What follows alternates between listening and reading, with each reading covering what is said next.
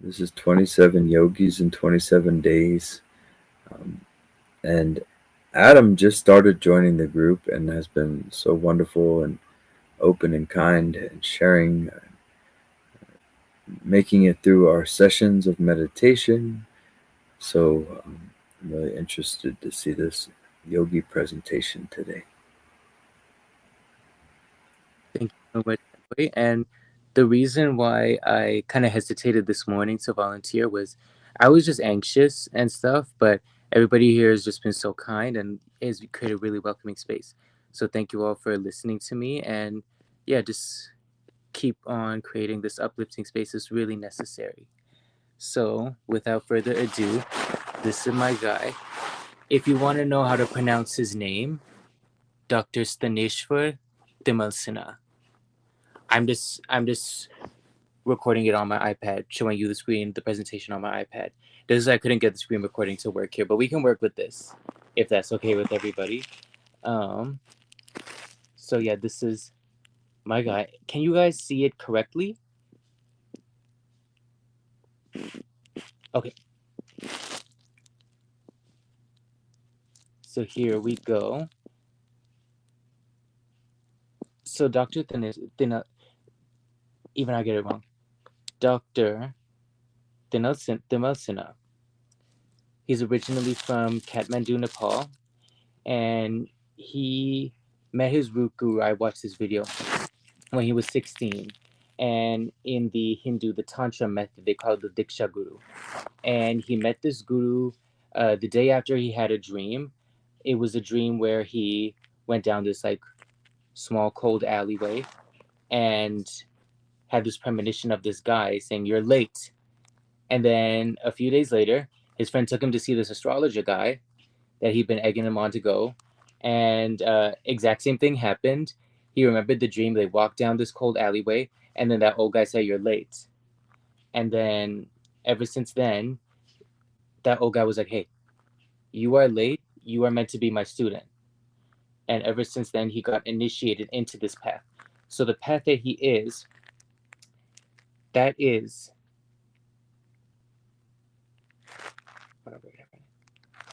that's the Sarvamnaya Tantra. So that's the tradition in Nepal. I'll get to that later. But yeah, the reason why I know about him, he runs the Vimarśa Foundation. I don't know if any of y'all have heard of it, but it is a Hindu Tantra school, a Gurukula. Same way as he was, same thing as the one that he was educated under, but he was able to bring all that tantric practices online into a platform where people such as myself and anybody from across the world can access these really secretive and often hidden tantric scripts. He has made courses upon courses, all free, um, for people to take if you're interested in learning that tantric path. And he's a very accomplished scholar as well. He's currently a scholar in residence over at Stony Brook University over in New York City. And yeah, he's just a really learned man. He studied 16 years intensively under his guru. Now he's a PhD. I didn't even know you could get a PhD in Tantra. He's got a PhD in Tantra. So this is the Tantra man, pretty much. And we go down. So he, like most tantric traditions, he's part of this lineage. This guy right here, and this is This is Acharya Brahmachari. This is main Diksha Guru. That's the story I just told you about. So he was learning under him for a long, long, long time. Then he went to Benares, learned Sanskrit there, and under different gurus, he, formulated his philosophy that I'll talk about in a little bit. But he carries this specific lineage, this specific tantra lineage, the Sarvamnaya Tantra. And the reason why this is a very prolific tantra in and of itself is that it's a combination. So you get the tantric methods from mainland India down south, the Kali and everything. That was imported from Bengal. You have the Kashmir, the Shivist lineage, which is this lineage. It's a Shiva lineage that came into the Nepal Valley as well. And then you have also elements of the Vajrayan in there as well. You have the meditational deities, the Vajrakilaya and Vajrayogini. That's also central to this tantric practice. And you see a very natural, and it's almost like you have all these different traditions melding into one big pot. And that is the tantric method, uh, that which he is the lineage holder of, and I'll get to that in a second. So I would describe him as a man of Shiva. So in this tantra, Shiva is what you would call the awareness, or what we would call, I guess, the mind or the awareness. It translates to Shiva in this Hindu mythology. And one thing I really, really like about Dr. Timalsina is he has a whole section in his website where he talks about diversity. And the reason why I feel like this is so important is diversity is where we get, where we see that awareness in each other. We see, you know, I see all these beautiful faces. You guys are coming from different countries all across the world. Yet we have this thing in common that we can, it's we see it, but we feel it. It's with through all our perception, and it's beyond perception. And I really feel like people who can learn to value and appreciate that diversity, they have a very direct and special key to gaining the view. And that's really something that I just feel like sticks out to me about Dr. Timalsina. He stresses creativity in his students, and that creativity is an emanation of that Shiva life force that's that's in all of us. I guess I shouldn't say life force, just the Shiva awareness, the Shiva in everybody. That's where that creativity finds itself in. And the way that he conducts his courses, it's a guided approach, incorporating those indigenous and imported traditions in Nepal, and it's largely rooted in those Agama texts, which are the foundational Tantra texts. And it's very similar to Dzogchen. The difference is where we attribute those certain qualities, where we attribute that ineffable energy, that ineffability, the thing that is always there, that lies there beneath everything, that's untouchable, that's uneffable. That's Shiva for them. And in every single talk that I hear of his, you really hear that. And especially, and there's an interview that I cite in my references here. If any of you guys wanted to check it out, is really, really interesting. He talks about the space-time relativity continuum, and it almost feels like a pointing out when he gives that to you, a pointing out instruction, because he just comes from such a rich tradition of, you know, the scholastic research that started in Nepal, and it's absorbing these awareness practices, and it really culminates in this complete tantra. Well, they call it the Nepal mandala, or the mandala for short. It's the circle of teachings that concentrate in the Nepal Valley that are the key in this practice, in this Sarvamnaya Tantra. And another thing that I really, really like that he stresses is he wants his students to go out, initiate themselves in different paths, initiate themselves in a Vajrayan lineage, initiate themselves in a mainland Hindu Advaita Vedanta lineage. All these lineages across the world, he sees the value in their originality. And that to me really, really stuck out. He doesn't do it in a syncretic way. He observes the originality and the origin point of all these different traditions. And he just shows such a great respect for them in a way that I feel like it only reflects somebody who has immersed themselves in all these traditions. And that's just something that I really like. Now, when it comes to the first tantra that he prescribes, the trika, and I think we talked about this a little bit this morning, or at least somebody messaged me about that he's a trika lineage holder. So the trika perspective, it is a tantra in which you you undergo multiple subjectivities. The point of undergoing those multiple subjectivities is seeing you have to see the space within the space-time continuum, and you observe your place in it, your role. and that's central to his teachings, is when he talks about your role. It's not a cultural role or a gender role or whatever role. It's your role as Shiva consciousness in the now. And if you forfeit your role, that can bring suffering in this view. If you learn to embrace your role, you're going in for the ride. And it can be a bumpy ride, but you're still going to go through it. And I just really feel like having that rock solid foundation really, really connects with me. Now, my connection with Acharya. So I'm not initiated in the path. My brother is.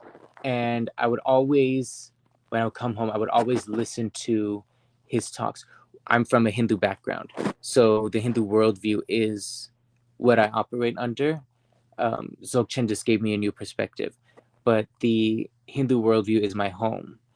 And, just hearing him talk, unlike a lot of other gurus out there, um, a lot of them my family follows, they're just more well-known gurus who have such a strict, dogmatic, culturally painted approach. And as I talked about before, he just doesn't have that. He is able to see the space in which his students live in and is able to meet them there through the space-time continuum. And that's just something that really sticks out to me. The way that he explains things, there's like he's very joyful and he's very jolly and straight to the point, and it's just, yeah, he's just got such a comprehensive way of dealing with matters of the mind. And I just, yeah, he's my introduction to basically into Dzogchen, because you have to do that mandala under his tantric practice, and Buddhism is a facet of that mandala. In his practice, the core of it is the Kali Tantra. But, just to have a guru that, encourages exploration and encourages open-minded and seeing outside the box. That's just my biggest takeaway. I feel like that we could all take away from him. And it's at the core of all his teachings. And I could not sing enough of his praises. So that's my little introduction. And if any guys want to take a screenshot, I could let you know. I could copy and paste these into the messages. If anybody wanted to check out this video right here, it's a whole hour long interview that he did talking about space. You have the Vimarśa Foundation. And I guess I could go click on it right now just to show you guys what this is. So this is the Vimarśa Foundation website, and they offer all these different courses, as you can see.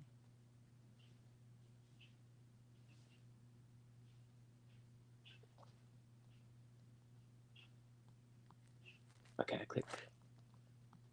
I'm pressing it, but it can't click. Oh, there we go. Courses. I guess I'll go about just so you can see more about him.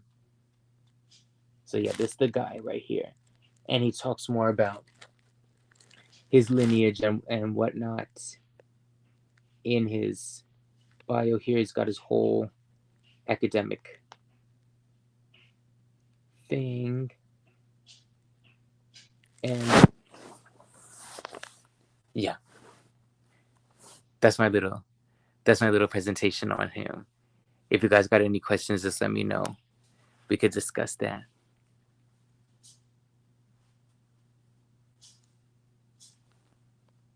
Thank you guys. Thank you guys so much.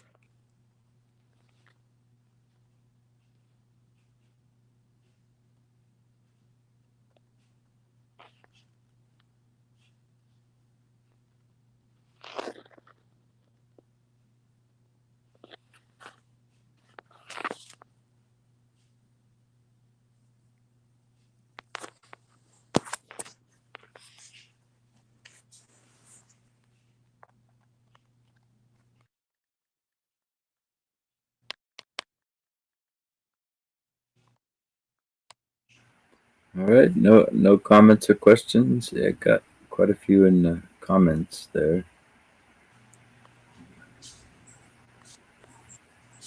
Any other sharing going on? I think that was wonderful.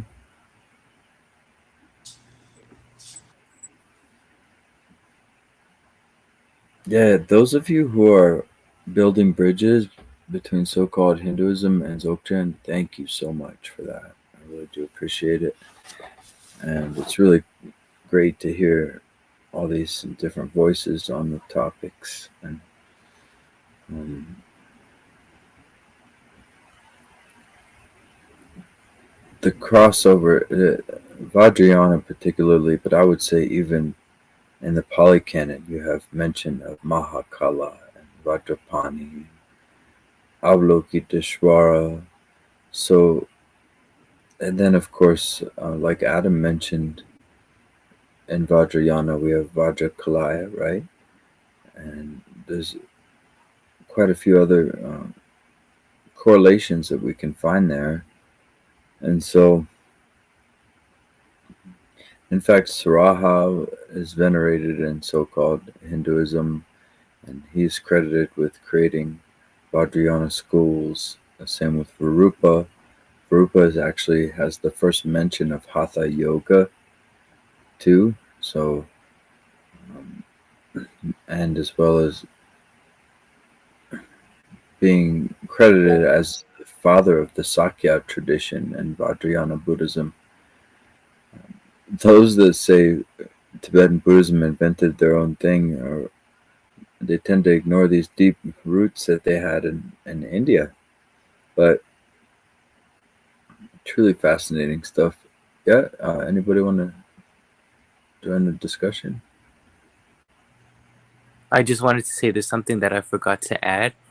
I put in a note here: non-imposition of ideas, and I just feel like when as you get closer to approaching the view, that's such a key aspect. You see, like, I guess in mainstream Hindu discourse, you see this imposition, and it's why I don't feel at home in the Hindu Sangha, is because there's aspects that are very imposing in a racial sense, in a whole bunch of different senses. But with this tantric method, you peel back all those layers of culture and tradition, and you get this non-imposition of ideas that I just think is it's invaluable. By the way, it may be helpful for you to sort out. Um, you have a rich background, it seems like, um, and you can sort out the outer tantras, the inner tantras, and then Dzogchen type self liberation stuff, right? The non conceptual and all that. Because there are, like, Vajrakalaya even would be considered Maha Yoga and Anu Yoga in the nine yana system.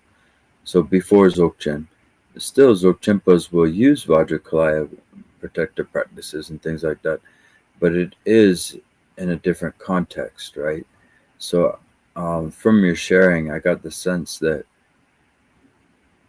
there's also, I don't know if the classifications are there in Hinduism, but there's a spectrum where you start off with renunciation and you go into deity practices and you end with this very, very simple meditation, right?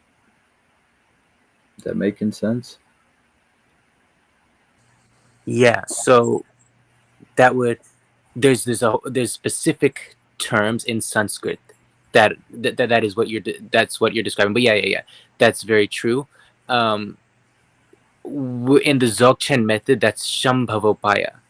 That's what he would describe it Mm, as.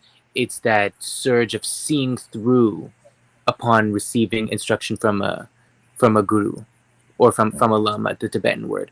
But but yeah, it's a recognized tradition in this lineage as well. Um, it seems like, and from what I've heard from my brother who is in this lineage, he takes a very personal, hands-on approach in what he feels is catering the best towards a student. mhm. Yeah, I'm with you on that. I'm really happy to hear that there are people that are evolving because teachers nowadays are in a whole different context, whole different world. And it's just like with AI. Uh, there's different software like Photoshop and 3D Studio Max, all kinds of stuff. they're incorporating AI into their software. That's smart. That's what we have to do with the Dharma. We have to incorporate this world, however it is, into our software. um, and really, uh, then I think we also get some pretty cool new stuff, revelations, and I don't know if John. I think you were here when we could only fit 10 people in the group, right? We didn't even have the technology for more than 10 people, and so I always joke and say, "Wow, this one goes to 11." But yes, I think it's really significant, Adam, and I like that you accented that point of diversifying, evolving, um, staying with the culture, the times, and your audience too. He seems very advanced to me. I would really like to get on his level. So thank you for sharing. And, um, yeah, great yogi. And I'm also happy to hear about you, Adam. I think it's great that you have these Dharma roots. Wonderful. And then really be cool to see where you go with your Dharma because you have a whole different style too.